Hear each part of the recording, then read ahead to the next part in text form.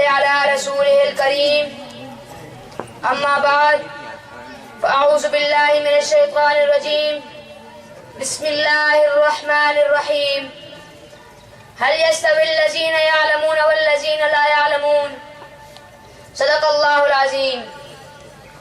صدر ذی وقار، معزز مہمانان گرامی، محترم اساتذہ اکرام اور میرے مکتب ساتھیوں، السلام علیکم ورحمۃ اللہ وبرکاتہ.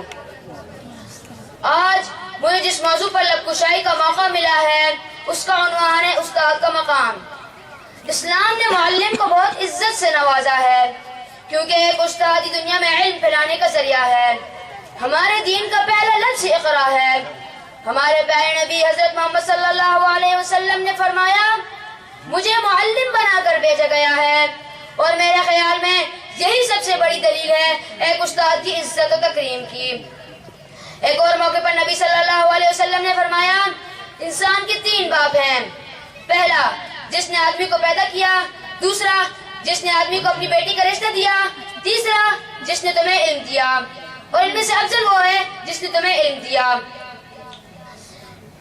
یونان کے عظیم جنگی لیڈر سکندر اعظم سے کسی نے پوچھا آپ اپنے استاد کو اپنے باپ پر فوقیت کیوں دیتے ہیں؟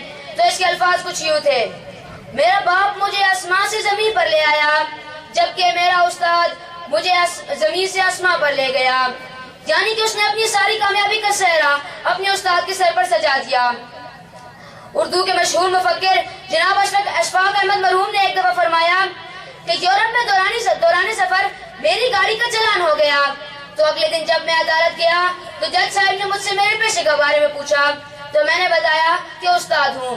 تو جج صاحب نے پوری عدالت کو حکم دیا کہ استاد کے احترام میں کھڑے ہو جائیں. تب مجھے سمجھ آئی کہ یہ قومیں ہم سے آگے کیوں نکل گئیں.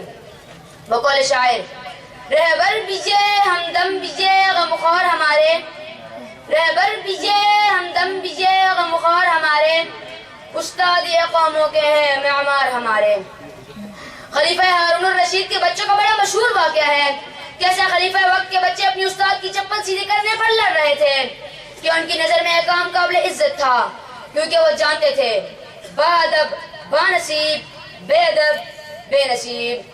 جناب صدر، استاد کے ہاتھوں میں قوموں کی تقدیر ہوتی ہے، اس لیے اس شعبے کو باقی شعبہ جات سے برتری حاصل ہے. ایک اچھا استاد ہی محبت بھرا معاشرہ تشکیل دے سکتا ہے. اگر ہم آج اپنے معاشرے میں نظر دوڑائیں تو اس نفس نفسی کے دور میں ہم اپنے اساتذہ اکرام کی عزت سے دور ہوتے جا رہے ہیں.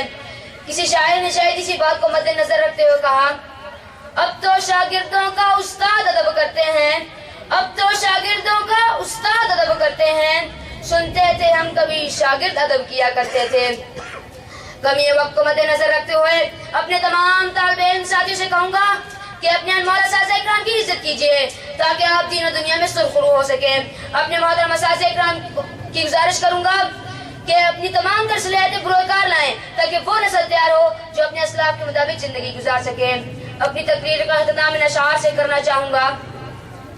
گمنامی کے اندھیرے میں تھا ایک پہچان بنا دیا، گمنامی کے اندھیرے میں تھا ایک پہچان بنا دیا، ان کی ایسی مہربانی ہوئی مجھے ایک اچھا انسان بنا دیا.